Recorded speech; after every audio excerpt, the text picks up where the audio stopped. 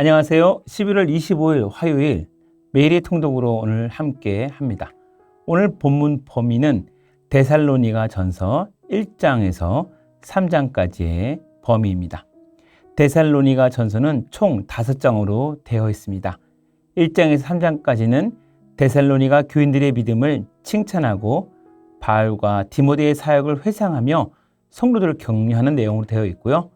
또 내일 들을 4장과 5장에서는 성도의 거룩한 삶과 형제 그리고 주님의 재림에 대한 교훈을 담고 있는 내용들이 펼쳐질 것입니다. 1장, 2장, 3장 간단하게 소개만 할게요. 데살로니가 전서 1장은 데살로니가 교인들에게 감사의 마음을 전하는 편지로 시작하고 있습니다. 데살로니가 교인들의 믿음의 역사, 사랑의 수고, 그리고 우리 주 예수 그리스도에 대한 소망의 인내를 기억하며 항상 감사한다고 기록하고 있습니다. 마게도냐와 아가의 모든 믿는 자들에게 본이 되어서 너무 감사하다고 또 칭찬하고 있습니다. 데살로니가 전서 2장을 한번 가봅니다. 그는 사람을 기쁘게 하려 하지 않고 오직 자신들의 마음을 살피시는 하나님을 기쁘시게 하려 했다고 말하고 있습니다. 바울은 유대인들에게 핍박을 받으면서도 믿음을 지킨 데살로니가 교인들을 칭찬하며 그들이 바로 자신의 소망이요 기쁨이요 자랑의 면류관이라고 말합니다. 오늘 범위의 3장은요. 데살로니가 교인들의 믿음을 염려하여 디모데를 보낸 이유와 그 결과에 대해 설명합니다. 이 편지를 쓰게 되는 여러 가지 계기를 말하고 있죠. 핍박으로 인해 성도들의 믿음이 흔들릴까 염려하여 그들을 굳건하게 하고 위로하기 위해서 디모데를 보냈다고 기록합니다. 디모데가 돌아와 데살로니가 교인들의 믿음과 사랑에 대한 좋은 소식을 전해 듣습니다. 바울은 그래서 하나님께 거기를 가게 해달라고 기도하고 간구했다고 말하고 있습니다. 주께서 그들의 사랑을 서로 사랑하고 격려할 수 있도록 그리고 더욱 넘치게 하기를 기도했다고 기록하고 있습니다. 예수님이 강림하실 때 그들의 마음이 흠없이 거룩하게 되기를 기도합니다 라고 편지도 마무리하고 있습니다. 1장, 2장, 3장 중에서 저는 1장 3절의 구절을 묵상해 보았습니다. 한번 제가 읽겠습니다.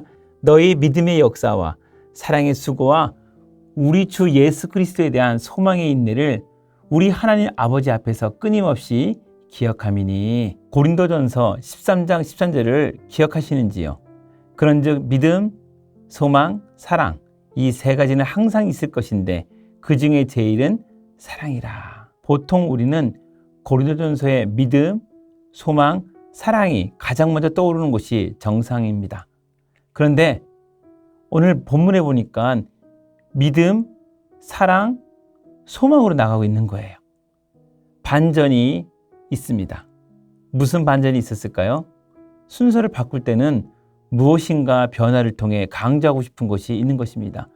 왜 믿음, 소망, 사랑이라 하지 않고 믿음, 사랑, 소망이라 했을까요?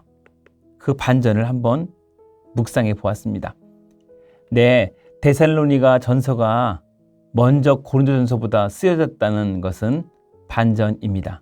그렇다면 믿음, 소망, 사랑이 아니라 믿음, 사랑, 소망이 먼저라는 거죠.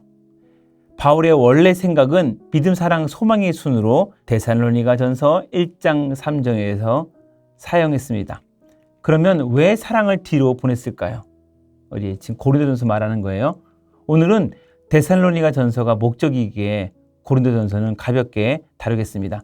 그래도 고린도전서를 언급했으니까 한번 설명해 드리겠습니다. 믿음, 소망, 사랑이란 세 단어를 떠올릴 때 가장 자연스럽게 무게중심이 뒤쪽으로 쏠리게 됨을 인용한 방법을 사용한 건데 사도 바울이 의도적으로 그렇게 기록했습니다. 그렇기 때문에 믿음, 소망, 사랑을 떠올릴 때 가장 자랑스럽게 우리는 사랑을 시선을 돌릴 수밖에 없습니다.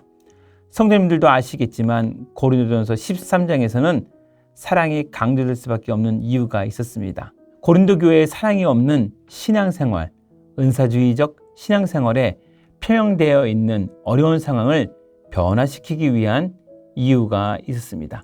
그래서 고린도 교회에 편지를 보낼 때는 사랑을 강조하기 위해서. 왜?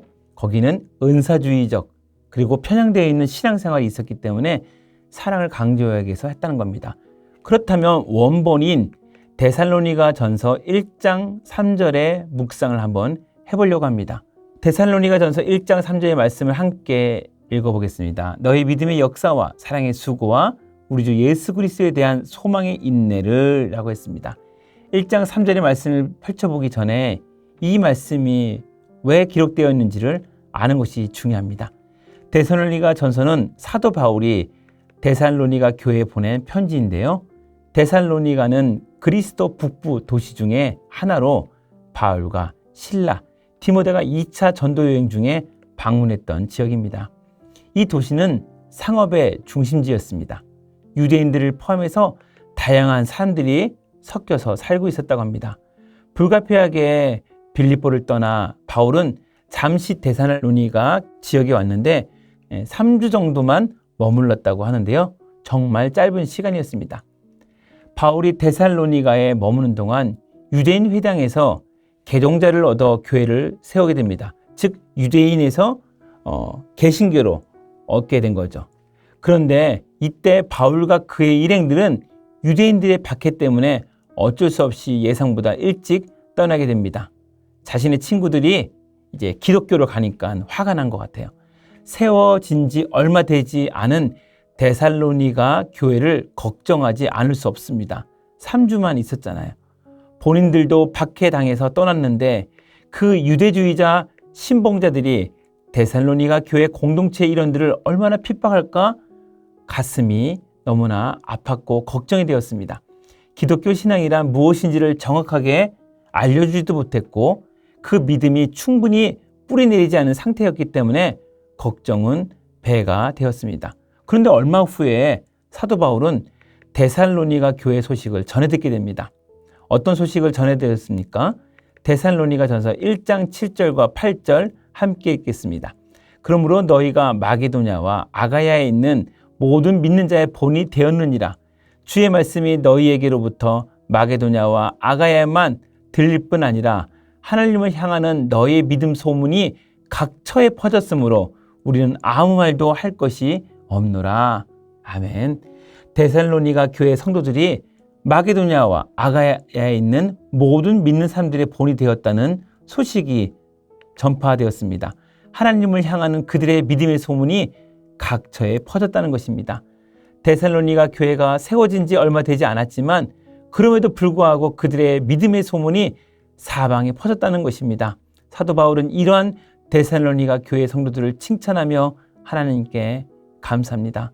데살로니가 성도들이 믿음의 역사와 사랑의 수고와 우리 주 예수 그리스도에 대한 소망의 인내를 가지고 살아가기 때문에 이렇게 감사할 수 있었던 것입니다. 바울은 감사의 이유의 표현을 믿음의 역사, 사랑의 수고, 소망의 인내라고 기록하였습니다. 이 세 가지 명사구가 정확하게 무엇을 의미할까요? 여러분, 믿음, 사랑, 소망을 강조하는 것일까요? 아니면 역사, 수고, 인내를 말하는 것일까요? 조금 더 살펴보겠습니다.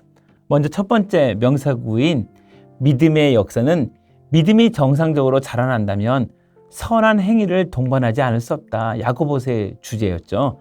이 말은 믿음이 성장해가는 사람의 언행과 태도를 통해서 그 믿음이 외부에 드러나게 된다는 것입니다. 이것 때문에 데살로니가 교회가 성장했다고 바울은 믿음의 역사에 함축했습니다. 두 번째 명사구, 사랑의 수고에 대해 살펴보겠습니다. 헬라의 원어가 의미하는 수고란 말은 피곤할 정도의 노동 또는 녹초가 될 정도로 고된 일을 말한다고 합니다. 회사 사무실에서 업무 볼 때 노동이 아니라 심한 육체 노동의 현장에서 피땀 흘려 일하는 그런 노동을 말하는 것이 수고입니다.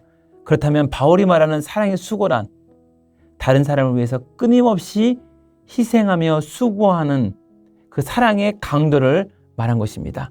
자기를 아끼지 않고 헌신했던 사랑의 수고란 단어 안에 이것이 포함되어 있습니다. 이런 수고가 있었기에 짧은 기간 안에 데살로니가 교회가 성장할 수 있었던 것입니다.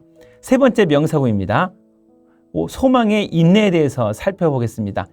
데살로니가 교회의 상황은 유대인으로부터 박해당하는 상황이었습니다. 자신들이 숨쉬는 그 인생 가운데 상황이 크게 변하지 않았을 것입니다. 아직도 유대인들이 밖에서 문을 두드리며 나오라고 하고 있을 수 있습니다. 자신들을 구원하신 예수님께서 이 땅에 다시 오심을 기대하고 소망하며 그 공포와 그 압박을 인내할 수 있었던 것입니다. 이렇게 예수님의 다시 오심을 진심으로 기대하고 소망하는 사람들은 그 어떠한 상황이 닥쳐오더라도 소망을 품고 인내할 수 있었던 것입니다. 믿음, 사랑, 수고도 중요한 삶의 기준이지만 그것을 수식하는 믿음의 역사, 사랑의 수고, 또 우리 주 예수 그리스도에 대한 소망의 인내는 삶의 치열한 영적 전쟁을 표현하고 있습니다. 몇 주간의 만남이었지만 성령께서 그들을 훈련시키시고 버티게 하시고 승리하게 하심에 바울은 너무나 감격하고 감사했습니다. 사랑하는 성도님들도 오늘 믿음, 사랑, 소망이 빛나는 좋은 수식어들의 간증들이 빛나시기를 축원드립니다. 기도하겠습니다. 하나님 아버지, 우리의 삶의 배경도 다양합니다. 우리가 가진 믿음, 사랑, 소망은 어떤 색깔일까요? 각자 주어진 인생들의 숙제들에 눌리지 않게 하시고 어린아이 같은 데살로니가 교회를 잘 이끌어 주셨던 것처럼 저희의 삶도 주님께서 인도하여 주시옵소서. 오늘의 삶도 각자의 은혜로 빛나게 할 줄 믿사오며 예수님의 이름으로 기도하옵나이다. 아멘.